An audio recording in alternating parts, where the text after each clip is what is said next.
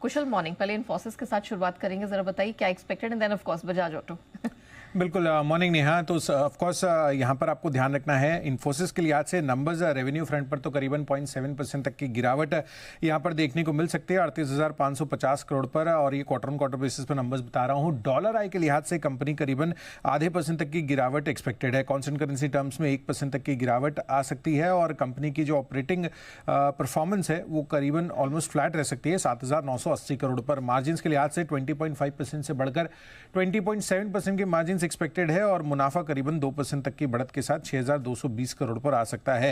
FY25 के लिए यानी कि मौजूदा वित्त वर्ष के लिए जो गाइडेंस कंपनी जारी कर सकती है 4 से 6% कॉन्स्टेंट करेंसी टर्म्स में आय ग्रोथ का अनुमान है, और साथ ही 21 से 22% कंपनी की एबिट मार्जिन की गाइडेंस भी हम एक्सपेक्ट करके चल रहे हैं। ऑफकोर्स लार्ज यील्ड के रैंपअप्स में जो देरी आई है उसके वजह से आय पर असर होता हुआ दिख सकता है इस तिमाही में। साथ ही आप देखिए तो यहाँ पर जो वर्टिकल्स का आउटलुक है उसको लेकर भी जानना इनके कमेंट्री में काफी अहम होगा, और किस तरह से कंपनी की अट्रेशन दरें आगे चलकर होती हुई दिखेंगी, क्या हायरिंग प्लान्स हैं, उस पर हमें नजर रखनी है। ऑलराइट, चलिए ये तो बात इन्फोसिस की हो गई, लेकिन बजाज ऑटो उसके लिए क्या एक्सपेक्टेड है? देखिए बजाज ऑटो के नंबर्स काफ़ी अच्छे साइड पर देखने को मिल सकते हैं, क्योंकि ओवरऑल अगर आप टॉप लाइन देखेंगे तो 24% की ग्रोथ यहाँ पर एक्सपेक्टेड है। 11,050 करोड़ ये आंकड़ा आ सकता है। वॉल्यूम ग्रोथ के लिहाज से कंपनी के चौथी तिमाही में लगभग 24.5% की ग्रोथ हमें देखने को मिल सकती है, और एक्सपोर्ट वॉल्यूम 19% की बढ़त की हमारी उम्मीद है। ग्लोबल मैक्रोज में सुधार से वॉल्यूम्स और एक्सपोर्ट्स में आपको सुधार आता हुआ नजर आएगा, और साथ ही कंपनी की रियलाइजेशन करीबन 1% तक की गिरावट यहाँ पर भी एक्सपेक्टेड है। तो मार्जिन ओवरऑल अगर आप कामकाजी मुनाफे के लिहाज से बात करेंगे तो 27% की ग्रोथ रहेगी, लेकिन 19.3% से बढ़कर केवल 19.7%, तो बहुत ज्यादा उछाल मार्जिन में यहां पर एक्सपेक्टेड नहीं है। बट ऑफ कोर्स मुनाफे के लिहाज से 29% की ग्रोथ के साथ 1850 करोड़ पर कंपनी अपना फाइनल बॉटम लाइन दर्ज कर सकती है। चलिए, तो इन्फोसिस और बजाज ऑटो क्या एंटिसिपेटेड है ये तो कुशल ने बता दिया, लेकिन कुशल आपको ऐसे जाने नहीं देंगे इसलिए क्योंकि वोडा आइडिया का FPO आज से निवेशकों के लिए खुल रहा है। इंटरेस्टिंग इसलिए क्योंकि काफी बड़ा FPO है। Correct. तो जरा बताइए कि क्या क्या एक्सपेक्टेड है, क्या डिटेल्स हैं जो देखने को अब मिल सकती हैं।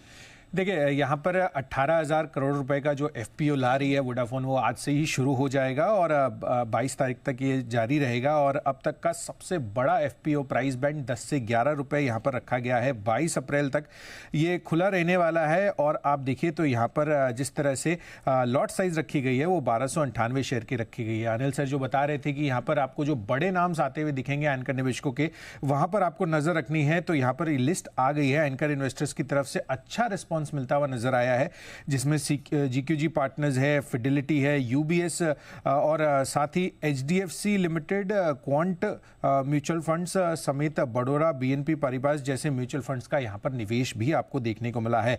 तो कंपनी के FPO प्लान को सरकार से भी समर्थन मिला है, एंड वोडाफोन आइडिया में आप देखें तो सरकार की अभी करीबन 32% हिस्सेदारी है। तो सरकार की भी काफी अहम भूमिका है यहाँ पर, जिस तरह से इनकी स्टेक है। एंड ऑफकोर्स यहाँ पर जो म्यूचुअल फंड्स निवेशकों का इंटरेस्ट आया है दोनों ही इंटरनेशनल और लोकल स्तरों पर, वो आपको वोडाफोन आइडिया में देखने को मिला है। तो ये काफी बड़ा FPO है जिस पर अब सबकी नजर रहने वाली है, और आज से लेकर 22 तारीख तक के लिए ये खुला है। चलिए अब कुशल, धन्यवाद वो पूरी डिटेल दर्शकों के साथ साझा करने के लिए। लेकिन चलिए अब सीधे चलते हैं आशीष के पास, क्योंकि आशीष के पास भी बहुत सारे ट्रिगर्स है, डेटा पॉइंट्स है और खबरों के दम पर एक्शन है जो वो आपके साथ शेयर करने वाले हैं। आशीष मॉर्निंग, ऑलरेडी 2 डेटा तो यहाँ पर शेयर कर ही चुके हैं, इन्फोसिस और बजाज ऑटो, और कौन कौन से नतीजे हैं जो आने वाले हैं? मॉर्निंग ने देखिए सबसे पहले बताता हूँ नतीजे जो आ चुके हैं। अब यहाँ पर अगर आप देखें तो ICICI Lombard general insurance company के जो रिजल्ट आए हैं अनुमान से बेहतर यहाँ पर देखने को मिल रहे हैं। नेट प्रीमियम अर्न यहाँ पर अगर आप देखें तो पिछले साल के मुकाबले 17% की ग्रोथ देखने को मिली है। 4,210 करोड़ का हमारा एस्टिमेट था, इसके मुकाबले 4,368 करोड़ का आंकड़ा यहाँ पर देखने को मिला है। मुनाफे की बात करें तो 19% की ग्रोथ है, यानी 520 करोड़ का आंकड़ा देखने को मिला है 437 करोड़ के मुकाबले, और ये जो एक्सपेक्टेड था आंकड़ा वो 460 करोड़ था। तो स्लाइटली अगर आप देखें तो बेटर है।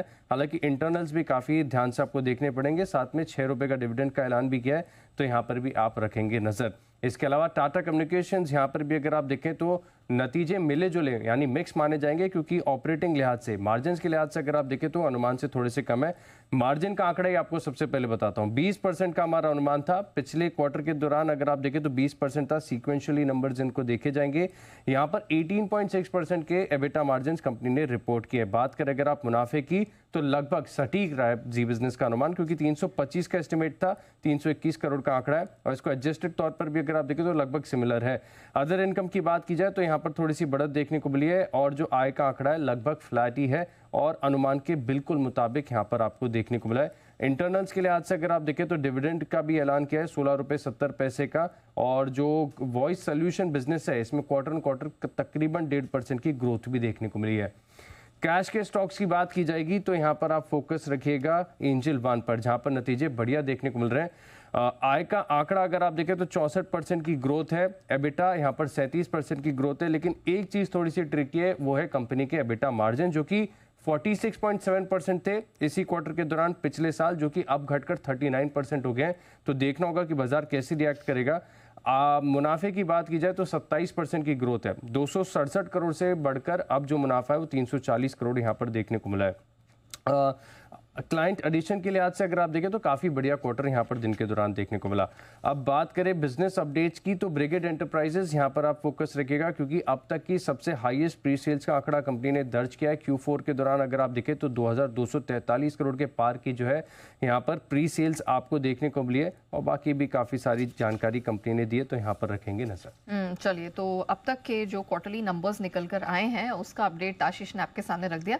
आशीष, खबरों के दम पर और कहाँ एक्शन है, कौन से ट्रिगर्स जहाँ नजर रखनी है? काफी सारे स्टॉक्स हैं जो आपको रडार पर रखने पड़ेंगे। सबसे पहले नतीजों की बात करें तो यहाँ पर देखिए अभी कुशल बता के भी गए, बजाज ऑटो यहाँ पर फोकस रखेगा, HDFC लाइफ और इन्फोसिस यहाँ पर बाजार बंद होने के बाद सिर्फ एक HDFC लाइफ ऐसा है जिसका सटीक अनुमान नहीं है कि नतीजे कब आएंगे, बाकी बजाज ऑटो और इन्फोसिस ये बाजार बंद होने के बाद नतीजे जारी करेंगे। कैश मार्केट में अगर आप देखें तो ICICI securities, Mastek, Swaraj engines, अस्लिया सॉल्यूशंस और साथ में स्वराज इंजन्स, ओरिएंटल होटल्स यहाँ पर ये अपने नतीजे पेश करेंगे। वोडाफोन आइडिया के 144 करोड़ शेयर जो है इन्होंने OCD के माध्यम से नॉन प्रमोटर्स को जो जारी किए थे वो लिस्ट होंगे, और शारदा मोटर्स एंड इंडस्ट्रीज यहाँ पर रखेगा खास फोकस, क्योंकि बोर्ड की बैठक है जहाँ पर बायबैक पर विचार किया जाएगा। क्रिस्टल इंटीग्रेटेड सर्विसेज और मेडी असिस्ट हेल्थ केयर यहाँ पर 60 डेज और 30 डेज का जो 50% IPO एंकर लॉक इन होता है वो खत्म होगा। बात करें बड़ी खबरों की तो जी एंटरटेनमेंट यहाँ पर रखेगा खास नजर, क्योंकि सोनी मर्जर मामले में NCLT से कंपनी ने याचिका वापस ले लिया। हालांकि सिंगापुर में जो आर्बिट्रेशन क्लेम है एक कंपनी मजबूती से आगे लड़ेगी। इसके अलावा अगर आप देखें तो एक अपडेट ये भी है कि जुलाई सीरीज से FNO से बाहर होगा, और साथ में अगर आप देखें तो जो स्ट्रीमलाइंड ऑर्गेनाइजेशनल स्ट्रक्चर है इसको बोर्ड की तरफ से मंजूरी मिल गई है, जहां पर अगर आप देखें तो पुनीत गोयनका जी जो है घरेलू ब्रॉडकास्ट बिजनेस का चार्ज लेंगे, और यहाँ पर देखिए काफ़ी सारे बदलाव देखने को मिले हैं। पेटीएम लगातार सुर्खियों में बना हुआ है। यहाँ पर आप देखिए NPCI से मंजूरी के बाद पेटीएम ने यूजर्स को PSP बैंक में ट्रांसफर करने का जो प्रोसेस है इसे शुरू कर दिया है, यानी अब axis bank, HDFC bank, state bank of India और येस बैंक में ट्रांसफर करने की शुरुआत की गई है। साथ में अगर आप देखें तो सरकार ने पेटीएम भुगतान सेवाओं से पेटीएम में निवेश की मंजूरी नहीं मिली है, तो यहाँ पर भी आप रखेंगे नजर।